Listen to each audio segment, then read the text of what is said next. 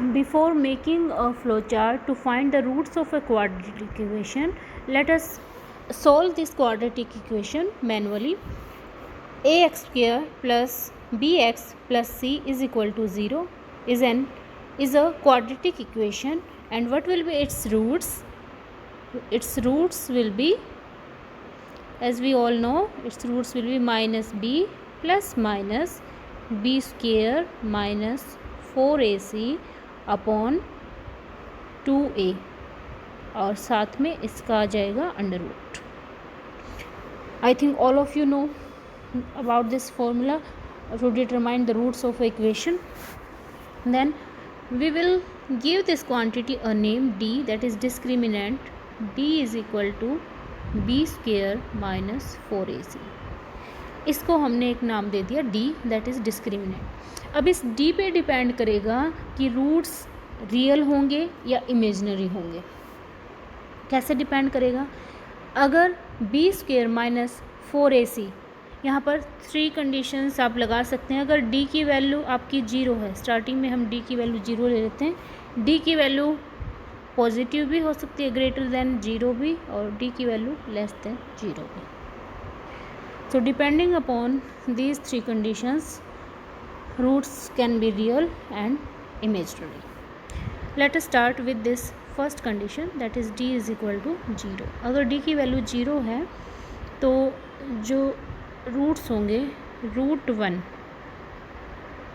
Is equal to minus B. First root के लिए plus आ जाएगा, सेकंड के लिए माइनस आ जाएगा, प्लस डी की value B square minus 4ac को हम डी बोल रहे हैं और उसकी वैल्यू हमने 0 ली है, तो 0 अंडर रूट 0 भी 0 ही होगा upon 2a.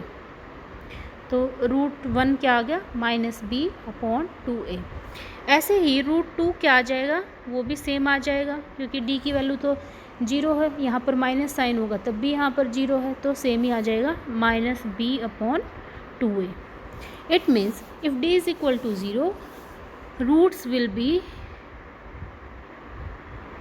Will be real and equal. अगर d की वैल्यू 0 है तो रूट्स रियल भी होंगे और इक्वल भी होंगे.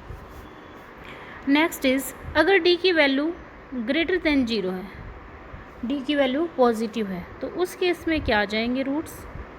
Root 1 will be equal to minus B plus minus नहीं आएगा रूट 1 में, रूट 2 में आएगा minus B plus under root B square minus 4ac की कुछ ना कुछ पॉजिटिव वैल्यू है, हमने d इज़ ग्रेटर देन 0 लिया है, तो हम मान लो उसको d ही लिख लेते हैं upon 2a. Next root 2 will be equal to minus B minus root d upon 2a. इस केस में दोनों के दोनों रूट्स कैसे होंगे? रियल होंगे, क्योंकि अंडर रूट d क्या होगा? रियल नंबर होगा, because d is positive. b and a भी क्या है? रियल नंबर्स हैं, तो रूट 1 भी रियल होगा और रूट 2 भी रियल होगा, लेकिन दोनों इक्वल नहीं होंगे. यहाँ पर प्लस साइन है और यहाँ पर माइनस साइन है. अब थर्ड कंडीशन की बात करते हैं. थर्ड कंडीशन में क्या था? थर्ड कंडीशन में आपका d था लेस देन 0. इस केस में जो रूट्स होंगे आपके वो कैसे आ जाएंगे? Imaginary roots. तो रूट 1 क्या आ जाएगा उसमें? Root 1 will be equal to minus B plus root d upon 2a, और रूट 2 क्या हो जाएगा? Minus b minus root d upon 2a. अब इस केस में देखो बेटा, जो d है वो नेगेटिव है. इसको एक एग्जाम्पल से ले लेते हैं. हम मान लो d की वैल्यू है आपके पास -2, ठीक है, तो रूट 1 आपका क्या हो जाएगा? Root 1 will be equal to minus B plus, इसको हम क्या लिख सकते हैं? Under root -2 upon 2a. Root 1 ये होगा. ऐसे ही रूट 2 में यहाँ पर प्लस की जगह माइनस आ जाएगा, तो इसको हम क्या लिख सकते हैं? इस टर्म को minus B plus under root -1, इसको हम आयोटा लिख सकते हैं, आयोटा और ये √2 अपॉन 2a। यहाँ पर आयोटा वाली टर्म आ गई, it means √1 will be imaginary. Similarly √2 will also be imaginary, वहाँ पर प्लस आयोटा की जगह क्या आ जाएगा, माइनस आयोटा आ जाएगा। तो it means when d is less than 0 roots will be imaginary.